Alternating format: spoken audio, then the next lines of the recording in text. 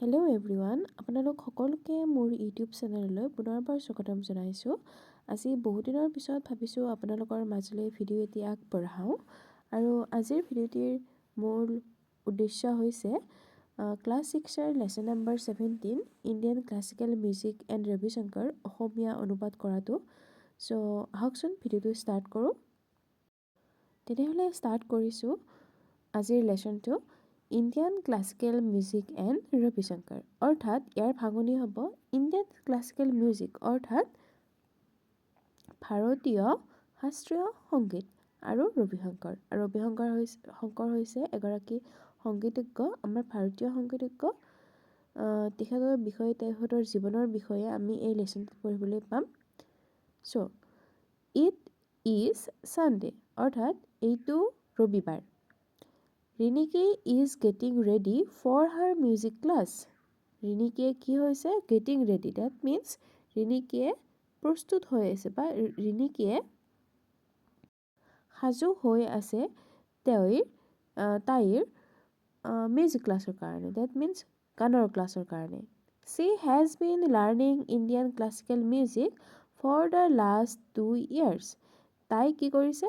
তাই যোৱা 2 বছৰৰ পৰা ইণ্ডিয়ান ক্লাছিকেল মিউজিক অৰ্থাৎ ভাৰতীয় শাস্ত্ৰীয় সংগীত শিকি আছে। লাৰ্ণিং ডেট মিনছ শিকি আছে। Her mother is an ardent lover of music. So' তাইৰ মাক কি হয়? বহুত বেছি প্ৰেমিক। কিহৰ? বহুত ভাল প্ৰেমিক, মানে বহুত প্ৰিয় হয়। কিহৰ কাৰণে? মিউজিকৰ কাৰণে, মানে গানৰ কাৰণে। তাইৰ মাক গানৰ প্ৰতি বহুত বেছি ভাল পাইছিল, আকৰ্ষিত আছিল। ইন ফেক্ট আচলতে শ্বি প্লেইজ দ্য চিটাৰ। আচলতে তেখেতে চিটাৰ বজাইছিল। She always encourages Riniki to practice music. আৰু কি কৈছে? শ্বি অলৱেজ এনকাৰেজেছ, এনকাৰেজ মানে হৈছে উৎসাহ দিয়া। কি কৰিছিলে? তেখেতে সদায় উৎসাহ দিছিলে কাক? ৰিনিকিক। টু প্ৰেক্টিছ মিউজিক, মানে মিউজিক প্ৰেক্টিছ কৰিবৰ কাৰণে, অৰ্থাৎ সংগীতৰ অনুশীলন কৰিবৰ কাৰণে। হাৰ ডেভোশ্যন টু মিউজিক ইনস্পায়াৰ্ছ ৰিনিকি ভেৰি মাছ। তেওঁৰ যি ডেভোশ্যন মানে কি হয়? ভক্তি, ঠিক আছে। চ' হাৰ ডেভোশ্যন, তেখেতৰ ভক্তি টু মিউজিক মানে সংগীতৰ প্ৰতি ইনস্পায়াৰ্ছ ৰিনিকি ভেৰি মাছ। ৰিনিকিক বহুত বেছি ইনস্পায়াৰ কৰে, মানে কি কৰে? ইনস্পায়াৰ ডেট মিনছ অনুপ্ৰাণিত কৰে, ঠিক আছে। চ' হাৰ ডেভোশ্যন টু মিউজিক ইনস্পায়াৰ্ছ ৰিনিকি ভেৰি মাছ, অৰ্থাৎ তেওঁৰ সংগীতৰ প্ৰতি থকা ভক্তিয়ে ৰিনিকিক বহুত বেছি অনুপ্ৰাণিত কৰে, ঠিক আছে। বুজি পাইছে ইয়ালৈকে? তেন্তে এতিয়া নেক্সট পেৰাগ্ৰাফটোলৈকে আহিছোঁ। সকলোৱে চাই যাবা। সকলোৱে বুকখন উলিয়াই লৈছা নিশ্চয়। বুকখন উলিয়াই ল'লে বহুতো বেছি সহজ হৈ যায়। বুকৰ লগতে ভিডিঅ'টো চাই থাকিলে হৈ গ'ল।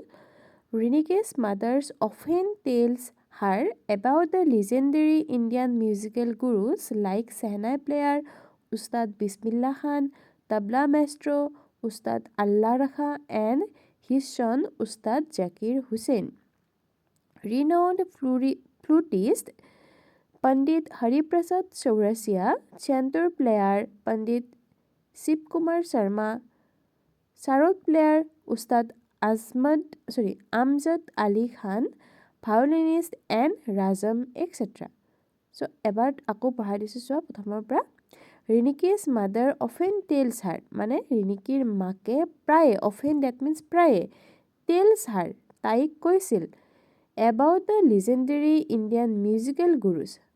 এবাউট মানে হৈছে বিষয়ে, the legendary Indian musical gurus that means কিংবদন্তি ইণ্ডিয়ান ডেট মিনছ ভাৰতীয় সংগীত গুৰু, লাইক ছেহনাই প্লেয়াৰ, যেনে ছেহনাই প্লেয়াৰ উস্তাদ বিছমিল্লা খান, তবলা মাষ্ট্ৰো উস্তাদ আল্লা ৰাখা, মানে তবলা বাদক উস্তাদ আল্লা ৰাখা এণ্ড হিজ সন, আৰু তেখেতৰ পুত্ৰ উস্তাদ জাকিৰ হুছেইন। ৰিনাউড ফ্লুটিষ্ট, ৰিনাউড মানে হৈছে জনবিখ্যাত বা বিখ্যাত ফ্লুটিষ্ট মানে হৈছে বাঁহীবাদক পণ্ডিত হৰিপ্ৰসাদ চৌৰাছিয়া, চেণ্টোৰ প্লেয়াৰ মানে চেণ্টোৰ বাদক পণ্ডিত শিৱ কুমাৰ শৰ্মা। পণ্ডিতক পণ্ডিত বুলিয়ে কয়। তেখেত আমাৰ মানে যিবিলাক সংগীতৰ গুৰু, তেখেতসকলক মানে আগত তেওঁলোকৰ সন্মানৰ অৰ্থে কিছুমান উপাধি দিয়া হৈছে ইয়াতে দেখিছাই চাগে তোমালোকে উস্তাদ বুলি কিছুমানত দিয়া আছে কিছুমানত পণ্ডিত বুলি দিয়া আছে সো এয়া উস্তাদ বা পণ্ডিত হৈছে সেয়া মহান শিল্পীসকলৰ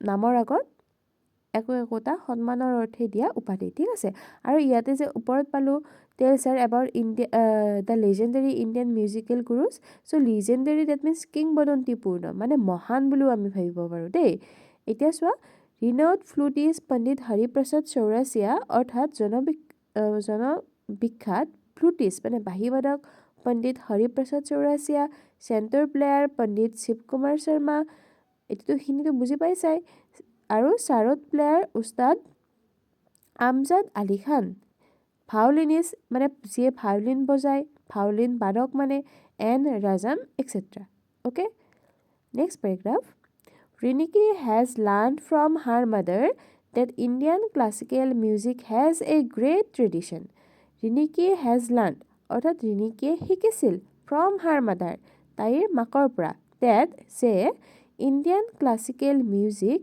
has a great tradition মানে ভাৰতীয় ক্লাছিকেল মিউজিক অৰ্থাৎ ভাৰতীয় শাস্ত্ৰীয় সংগীতৰ আছে কি আছে এ গ্ৰেট ট্ৰেডিশ্যন এটা মহান পৰম্পৰা it is over 2000 years old এইটো 2000 বছৰতকৈও বেছি পুৰণি অভাৰ বুলি কৈছে নহয় ডেট মিনছ তাতোকৈ বেছি মানে 2000 বছৰতকৈও বেছি it has a golden history which continues till now ইয়াৰ এটা সোণোৱালী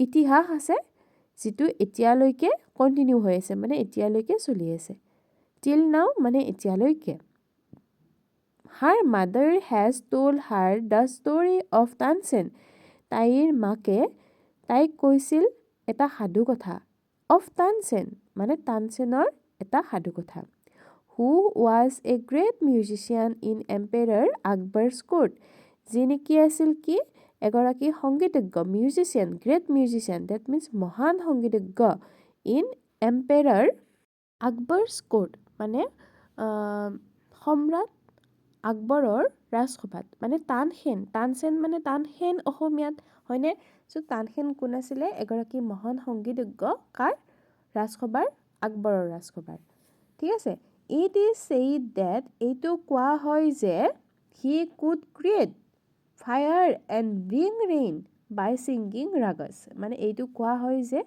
তেওঁ ক্ৰিয়েট কৰিব পাৰে তেওঁ সৃষ্টি কৰিব পাৰে কি সৃষ্টি কৰিব পাৰে ফায়াৰ মানে জুইৰ সৃষ্টি কৰি দিব পাৰে এণ্ড ব্ৰিং ৰেইন আৰু বৰষুণ লৈ আহিব পাৰে বাই ছিংগিং ৰাগছ মানে ৰাগছবিলাক গাই পেলাই মানে ৰাগছ ডেট মিনছ কি হয় যে সংগীতৰ সুৰ বুজি পালা চ' গীতৰ সুৰত তেওঁ কি কৰি আনিব পাৰে তেওঁ জুইৰ সৃষ্টি কৰিব পাৰে আৰু বৰষুণ নমাই আনিব পাৰে বুজি পালা নেক্সট পেৰাগ্ৰাফ চাবা ৰিনিকিজ মাদাৰ অফেন টেইলছ হাৰ ৰিনিকিৰ মাকে তাইক প্ৰায়ে কৈছিল এবাউট পণ্ডিত ৰবিশংকৰ কাৰ কথা যে পণ্ডিত ৰবিশংকৰৰ কথা the great musician and a great inspiration for all the sitar players the great musician মানে ৰবিশংকৰক কি বুলি কৈছে এগৰাকী মহান সংগীতজ্ঞ এণ্ড এ গ্ৰেট ইনস্পিৰেশ্যন আৰু এটা মহান আদৰ্শ ইনস্পিৰেশ্যন মানে তুমি ইনস্পায়াৰ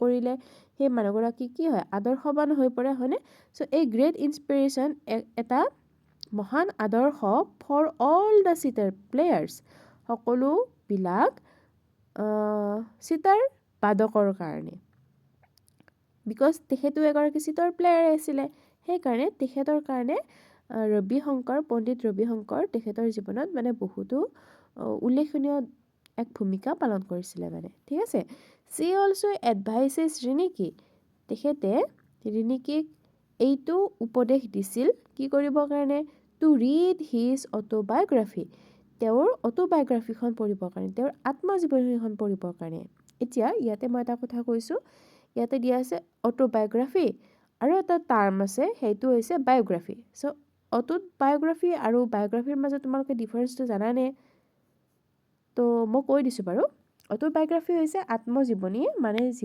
কোনোবা এজন ব্যক্তিৰ বিষয়ে যেতিয়া নিজে লিখিব মানে ধৰা ব্যক্তিগৰাকীয়ে নিজৰ জীৱনৰ বিষয়ে যদি নিজে লিখে সেই গ্ৰন্থখনক আমি ক'ম অটোবায়োগ্ৰাফি। আৰু বায়োগ্ৰাফি হৈছে অৰ্থাৎ জীৱনী হৈছে এনেকুৱা এখন কিতাপ বা গ্ৰন্থ য'ত এজন মানুহৰ বিষয়ে অন্য এজন লিখকে লিখে, বুজি পালা? সেইটো। তাৰপিছত চোৱা নেক্সট কি কৈছে, য়েছ, she also advises Riniki to read his autobiography Ragamala when she grows up. অৰ্থাৎ ইয়াৰ পৰা এটা কুৱেশ্যন আহিব পাৰে, what is the name of autobiography of পণ্ডিত ৰবি শংকৰ? চ' পণ্ডিত ৰবি শংকৰৰ অটোবায়োগ্ৰাফি অৰ্থাৎ আত্মজীৱনীখনৰ নাম কি? সেইখন হ'ব ৰাগামালা, ঠিক আছে? চ' she also advises Riniki to read his autobiography Ragamala when she grows up. চ' তেখেতে ডেট মিনছ ৰিণিকীৰ মাকে ৰিণিকীক এডভাইচ কৰিছিল, ৰিণিকীক উপদেশ দিছিল টু ৰিড মানে পঢ়িবলৈ হিজ অটোবায়োগ্ৰাফি তেখেতৰ আত্মজীৱনী ৰাগামালা হুৱেন চি গ্ৰ'ছ আপ যেতিয়া তাই ডাঙৰ হয়। মানে যেতিয়া তাই ডাঙৰ হয় তেতিয়া মাকে তাইক মানে ৰিণিকীক তেখেতৰ অটোবায়োগ্ৰাফিখন পঢ়িবলৈ কৈছিলে, ঠিক আছে? বুজি পাইছে ইয়ালৈকে? চ' আজিলৈকে ইমানতে থাকক, ভিডিঅ'টো বহুত নহ'লে দীঘল হৈ যাব। বাকী চোৱা আমি পিছৰ ভিডিঅ'ত আলোচনা কৰিবলৈ চেষ্টা কৰিম। তেতিয়ালৈকে সকলোৱে ভালে থাকিবা, আৰু যদিহে ভিডিঅ'টো ভাল পাইছা প্লিজ লাইক আৰু শ্বেয়াৰ কৰি দিবা, আৰু ভিডিঅ'টো কেনে পালা তলত লিখিবলৈ নাপাহৰিবা।